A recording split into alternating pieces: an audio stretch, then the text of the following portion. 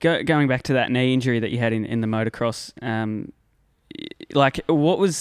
can you talk us through that exact moment and what happened? Because you ripped your knee apart, you were saying. Both knees, was it? Or just the one? One knee twice. One knee twice. So can you talk about the first time in the motocross and what was actually happening at the time? How did you actually crash? So how I actually did it, I was racing in a race in Maryborough. So I was racing at sort of regional level motocross. And I just come off on a wet, slippery jump, come down really awkward, and sort of just twisted my knee in a really bad way. And I ended up tearing 3 out of the 4 ligaments in my knee. So I ripped my medial ligament, the ligament that runs up the inside of your knee, and I tore the 2 cruciate ligaments off the bone. So all that was left holding my knee together was the lateral ligament down the outside, and just basically skin was all that was holding my leg in one piece. So it was quite an extensive surgery off the back of that. So they rebuilt my knee completely, sewed the ligaments back together. Got me back moving again.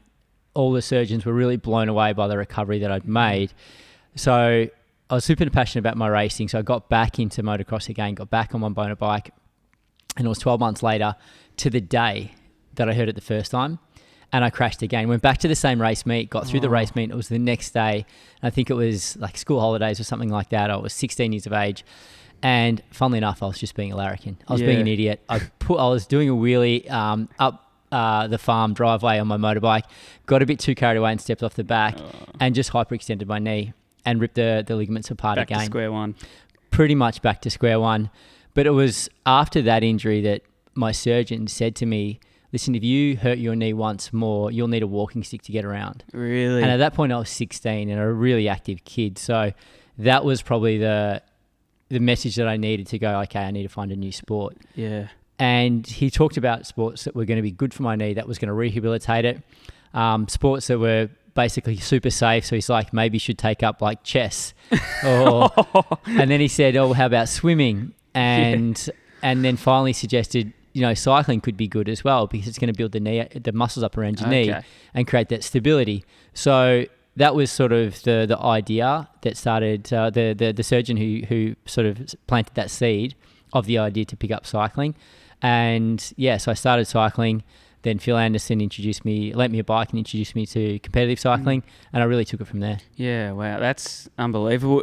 But there's also a risk, I guess, with cycling. If you do come off, could you bash up that knee even further? I mean, was that in the chats with the surgeon at all? Yeah, not really. No. The crashes you have from cycling, it's pretty rare that you get knee injuries. Yeah, okay. A pretty common injury for cyclists is to break collarbones or their arms or wrists or whatever it may be when they sort of fall. But knees can have kind of overuse injuries from cycling, but never ones that really cause any ligament damage. Yeah, okay, that makes sense. I want to go to your injuries that you've happened. Obviously, your knees, you've done your collarbone, your wrist. What else have we experienced? Too many to remember. Elbow? Yeah, I broke a bunch of bones throughout my career. My collarbone a number of times, like I said earlier, which is a really common injury in cycling. I've fractured elbows, wrists, ribs, hips, shoulder ligaments. Yeah, I've done a lot over the time. Was your career on the line, with all these injuries, or is that just kind of what everyone experiences? If you're there for long enough, then you definitely go through these injuries. Pretty much every cyclist racing at the highest level has broken their collarbone at some point in their career.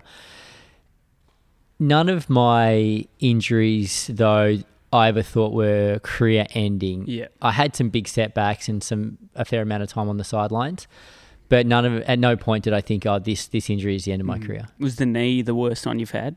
Well, the knee's what got me into the sport. Yeah. So I guess as far as injuries goes, the knee has been the worst one. But then bike riding?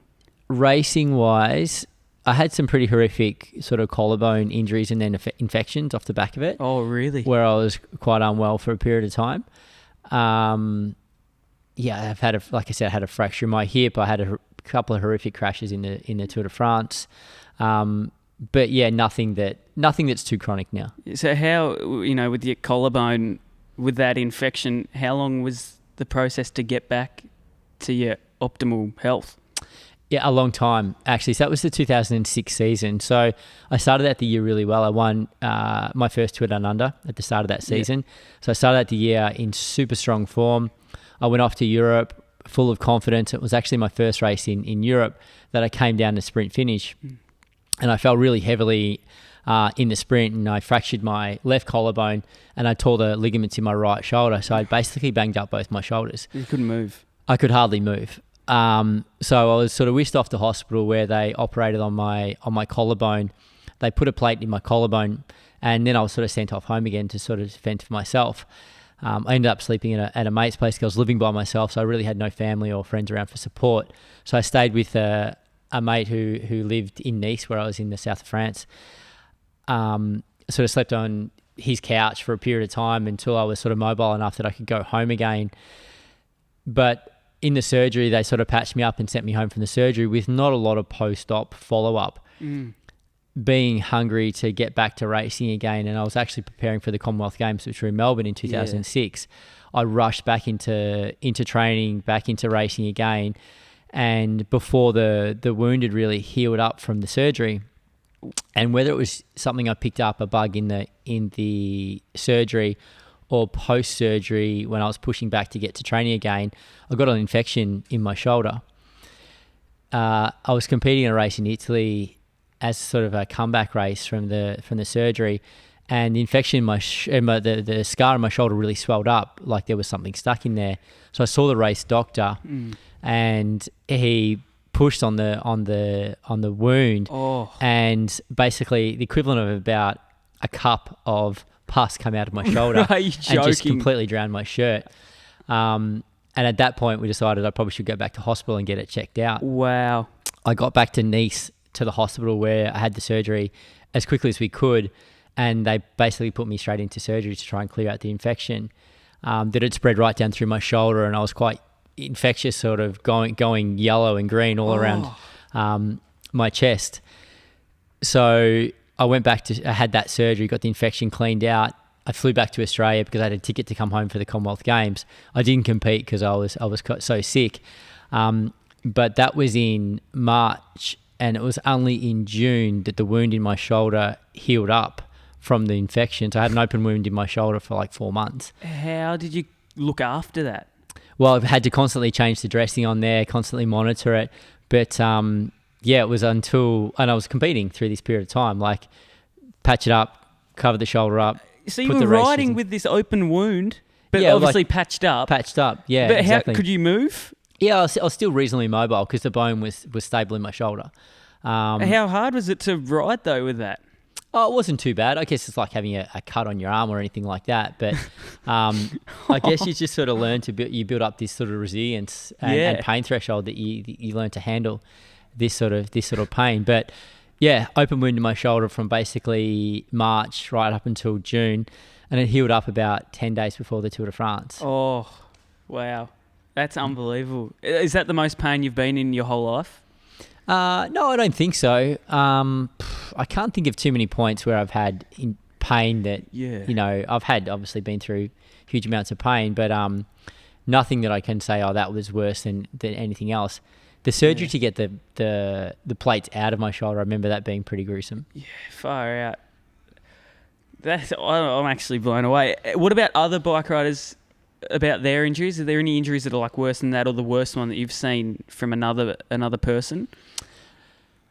Yeah, you see some terrible injuries in cycling, and a lot of them are in racing, but a lot of them are just on the training track, being, having collisions with cars and things like that as well. Every year you hear of people getting killed on the road through sort of collisions with motorists. There have been a number of racing incidents over the years where people have died as well. So I count myself pretty lucky to get through with what I got through. Yeah, wow.